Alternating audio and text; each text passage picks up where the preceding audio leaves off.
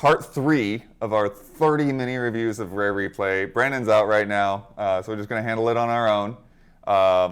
I went into this section, this is like the Xbox section, with kind of like this, I don't know, like almost this sour attitude of like, oh yeah, this is when they went downhill or whatever.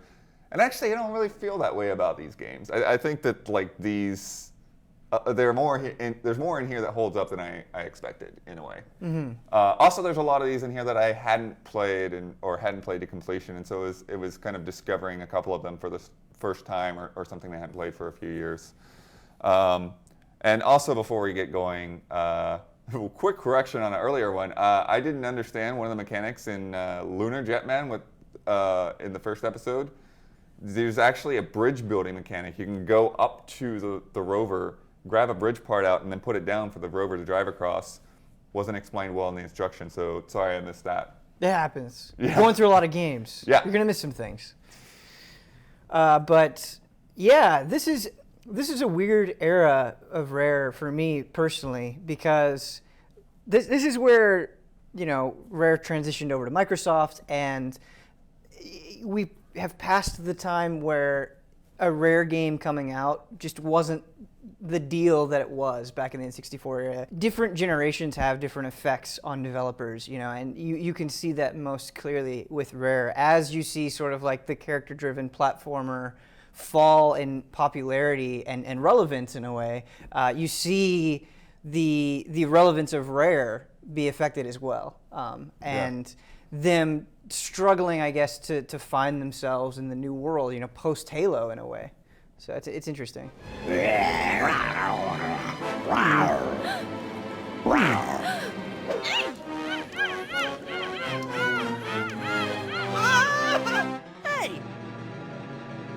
Grabbed by the Ghoulies. I think this is probably why I looked at this era poorly. Like, this is where we're starting. We're starting with Grabbed by the Ghoulies. Yeah.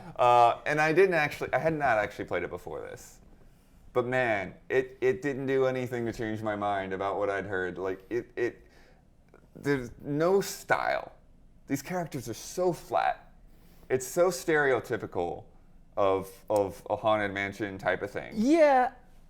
She gets grabbed at the beginning, and he's like, "Oh, it's like we gotta get safe into a house. It's a haunted mansion." She gets grabbed at the beginning, and then you go through this thing where like she just keeps getting snatched away from you. It's this weird kind of baiting mechanic. Mm-hmm. It was like first she's, you know, tied up in some place, but then the fireplace swings around, and then later she like drops into the thing, and then now she's transformed into a troll or something. You gotta transform her back.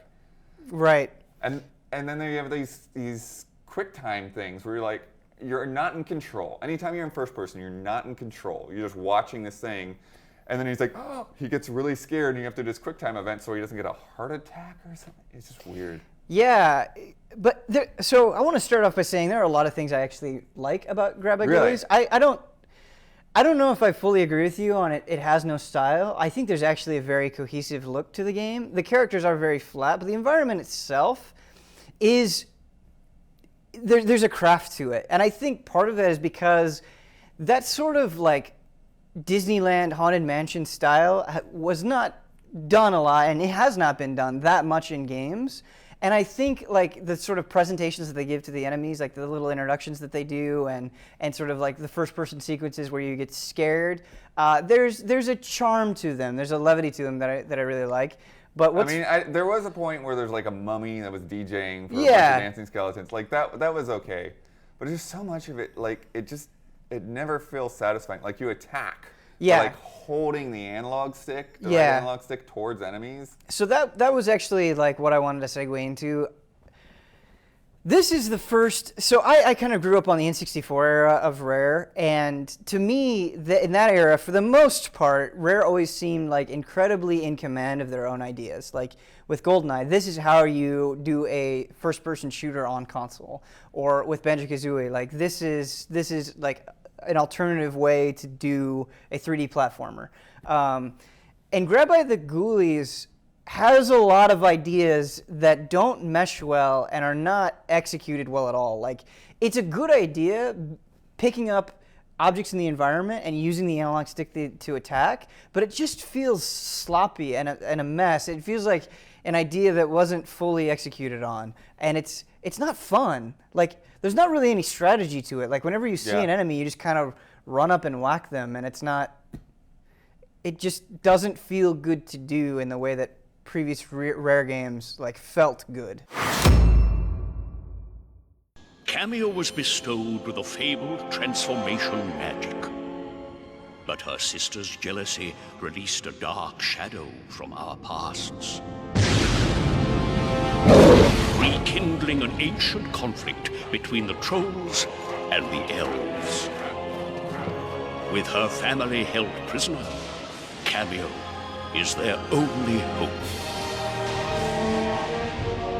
The good news, though, is once we transition into the 360, we actually do get a good game, a really good game, actually.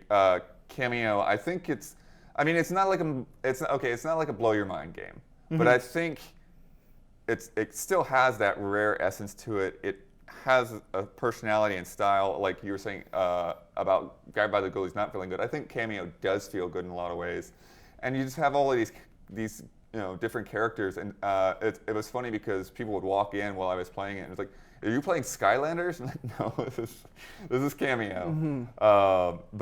Yeah, so there's this idea, just to explain it for people who aren't familiar. You're this fairy creature, and you have the ability to transform into other creatures. So there's like a plant creature with boxing gloves, and there's like this ice beast that can throw icicles or climb walls, and there's a armadillo that can spin around, and there's like a rock guy that can shoot. He's actually like a pile of rocks, and he shoots parts of his pile at other enemies. He's pretty cool. But yeah, and you get more of these as you go throughout the game, and I think it definitely has its own sense of style. I think it looks pretty good. It's got the first shading that they used in Star Fox Adventures, and actually there's a character that looks like it came from Star Fox Adventures as well. Yeah. And then there's this part in between like the hub world and like a main level where you get on a horse and you just mow through an army of trolls, which kind of has like an attempt at scale. Mm-hmm.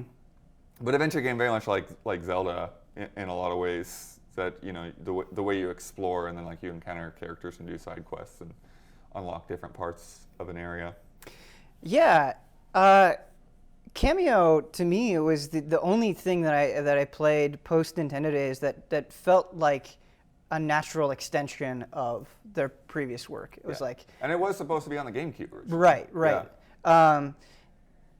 But it's funny because I like Cameo. I think it's a good game. I think the transformation stuff is really well handled and a cool idea.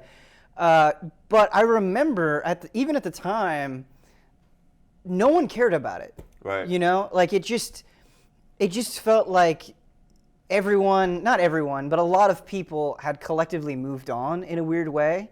And it's just, the history of games is so fascinating because Cameo came out and it felt like it made very little buzz, and people had kind of forgotten about that style of game. But now, when you have the ukulele stuff, suddenly there's kind of this fervor, this demand for it that I don't understand. That the ebb and flow of popularity for things is very curious to me.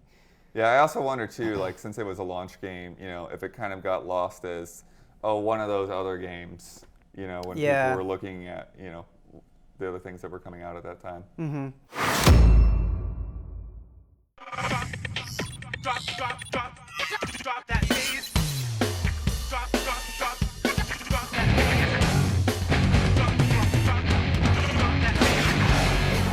Look in my eyes, you will see there's so much. Perfect Dark Zero.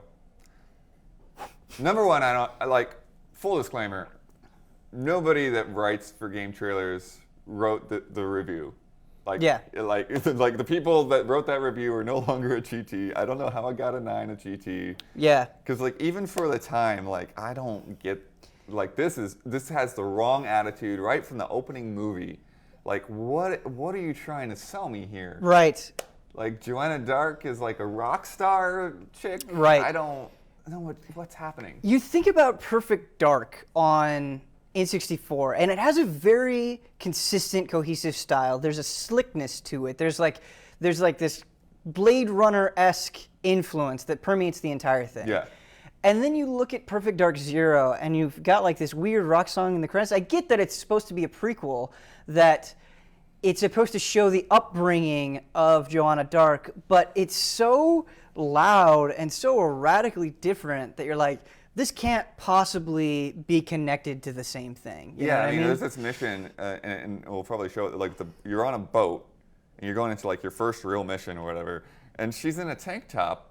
You're supposed to be doing this stealth mission in a tank top and her like blazing red hair, and then there's not like a whole lot of direction. They just end up getting spotted and shooting a bunch of random guys, and it doesn't seem like it has any consequences that I'm not stealthing this the way that I was supposed to. Yeah.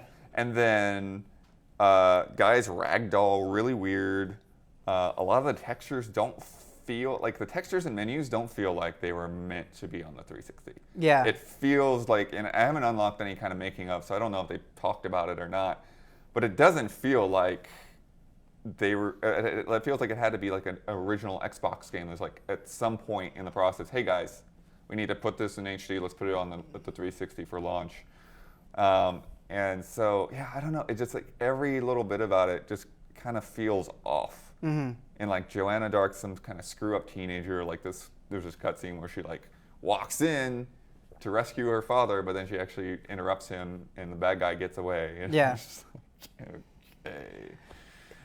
Also, I picked up a grenade once, and then like it replaced the main weapon that I was using, and became like a dual wield thing rather than like how you would normally picture a grenade. And then so like and then I couldn't pick up, like my other weapon had disappeared or something. It's like, what is going on? But there were like just a lot of moments, like even in the very beginning tutorial stage, where I didn't feel like I was getting very good direction. Right.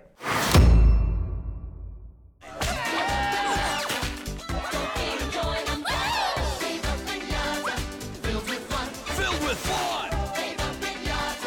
Viva Pinata. This is a game that I had just kind of seen from the sidelines. I'd never gotten to touch base with it. I didn't really know a lot of people that were that into the game. Like even here, asking around the office, I was surprised that people, like almost nobody had played the games. I could easily see myself getting sucked into this. Now that I put like an hour or two into the first game, and it's this really just interesting balance of like kind of like a Sims game, but then like a gardening aspect, and just you're constantly getting like new things pop up in the periphery, and you're like, okay, well, how do I get that into my garden? Maybe a little bit too much popping up. It's almost like they're afraid of it being too slow paced. Because like I'm just trying to do my little thing right here, and then like, oh, there's another thing on the outskirts. Right. But we're like talking about things that have a rare feel and a rare style. I think that this like it really successfully does that. Mm-hmm. It feels like it has those quirky elements to where like it's kind of cute and cuddly on the outside, but then like you start having pinatas eating each other, right, and hunting. It's like, wait, what? I didn't want that to happen. They're like, oh, I need that to happen in order to get these creatures to mate and reproduce and then attract other things. So yeah, I mean, what I mean, I know you haven't really played it, but what are your kind of impressions of it from the outside? It's almost the exact same impressions of you. I didn't put as much time into it as I would have liked, and I came to it much later after it came out. Yeah. But it, like you said, I could see myself getting sucked into it.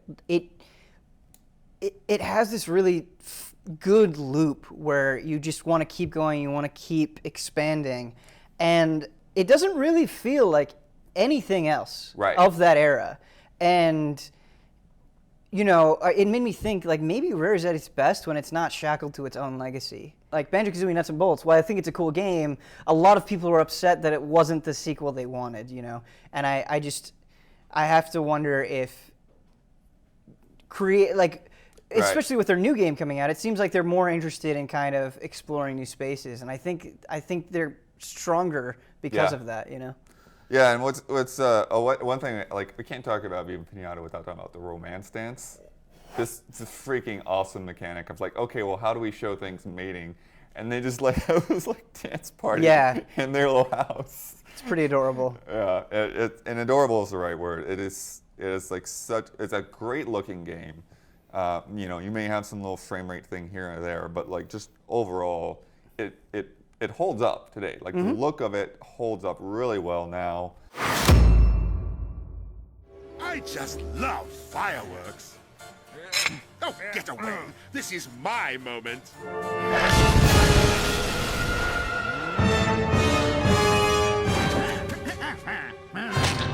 The sequel, I mean, with it almost sounds bad, but it is more the same. But it's not more the same in a bad way. Like I feel like they kind of went like more direct with it. Like right off the bat, you see villains, trying to wreak havoc or whatever. And whereas before it just felt really open-ended, just do what you want. And it's like, oh, okay, I got to stop these guys. And then the tutorial is like, oh, I'm shipping piñatas to customers. Okay, that was probably a mechanic later in the first game that I didn't get to yet. So it was just, really interesting to kind of see that. And then they added like some other environments with new piñatas and that kind of thing. And like, okay, you go to the desert, you attract a piñata there, and then you bring it back to your garden and like put some sand down for it. But I think that they are really interesting, unique, and easily to take up your time and get invested in.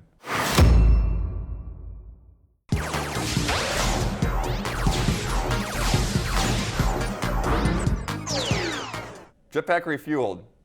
Not even going to spend a lot of time on this. We talked about the original Jetpack in the first episode. This is essentially like an XBLA remake of the same thing. It included the original Jetpack, actually. And it's like, I understand why it existed at the time in a way, because like maybe like, oh, let's bring back this idea, and XBLA was sort of about these smaller mini games, Right. Geometry Wars and that kind of thing. But putting it on the collection, it just sort of feels like a cheap shot. It's like, let's toss that in there. It won't be a lot of work.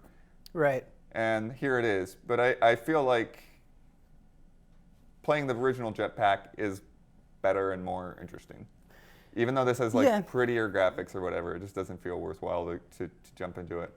I mean, this is part of my hoarder mentality, I suppose, but I'm all for making things as complete as possible. So, despite it probably not being that interesting, I appreciate that it's there, and it's cool seeing a studio revisit an idea that's really old, whatever the context. Yeah, I just don't feel like there was enough there to differentiate it from the original. Right.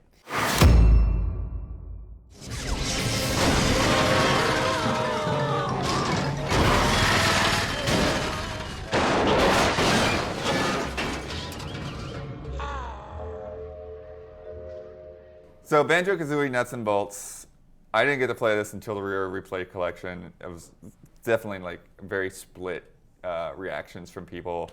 For me getting into it, it is kind of weird because it's like, you start off, you see this awesome rendering of Spiral Mountain. Yeah. And it's like, all right, yeah, I'm ready, let's do this, whatever. And then weirdo video game man comes and like pulls you out and takes you to video game world. It's like, and then like the world is like all made of props and stuff. It's really strange to me. It is slightly confusing because they kind of turned it on the head. Like you kind of expected to see Banjo-Kazooie 3, and that's not what we got. Yeah. Right. What we got was kind of a game that was built around physics, and when you really break it down to that, it's actually a very fantastic game. It's a very addictive game. The physics work really well, and then you can build a lot of cool stuff and have a lot of fun with it. But it's kind of strange that they made the choice to make it exist in the Banjo-Kazooie universe. Yeah. Well, I mean, at least I remember what I had heard back in the days. Like, they essentially, they were originally going to make a regular Banjo game, and then they decided they wanted to do something different. Kind of like how you were talking about, like they're at their best when, they try new things and they're not tied down. But I think with Banjo, they still were sort of tied down. It is weird to not have a double jump when you're wandering around the hub town. And I think there's like some of the technical stuff is kind of disappointing too. Like the frame rate when you're in the central city is like, and I don't know how much of that is them trying to do the 360 thing on the Xbox One, but I think some of that was there originally too, right? To be honest with you, that was never a problem for me when I played it on the 360. I never really noticed it. But I won't say that it wasn't there, but it certainly wasn't the game-breaking issue for me at the time. Yeah. Yeah, I don't know. Did you get to put much time into it? None of the Rare Replay, but I did play it when it came out. And it just, it took me a while to wrap my head around it. Yeah. But ultimately, like, I think it's a pretty cool game.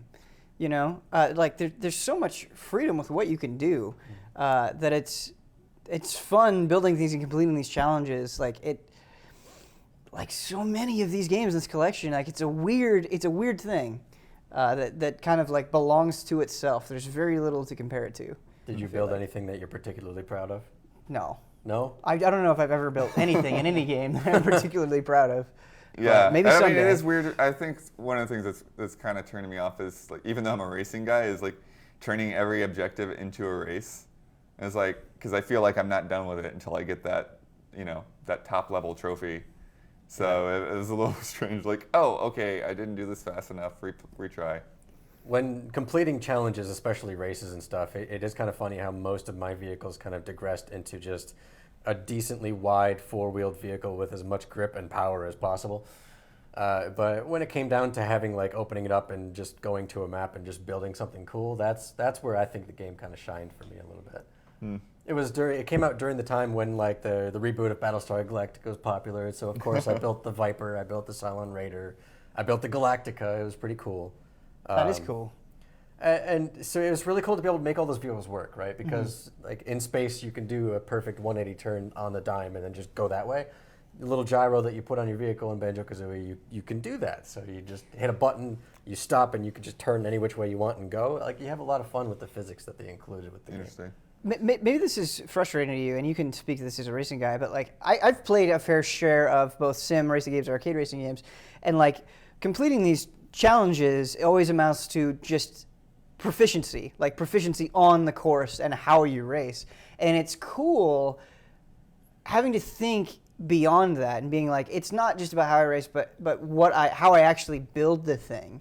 And it's an idea that I would like to see expanded upon, It's cool failing a challenge and completely retooling your vehicle. I don't know. What do you think? Yeah, I mean, I'm still not totally sold on this. I might give this like the little weird half mark I've been doing. Okay. But yeah, it's definitely, I feel like it's worth putting some more time into. And I think that's the thing, maybe it is a game that you really like have to invest a little bit of those creative skills to get the most out of.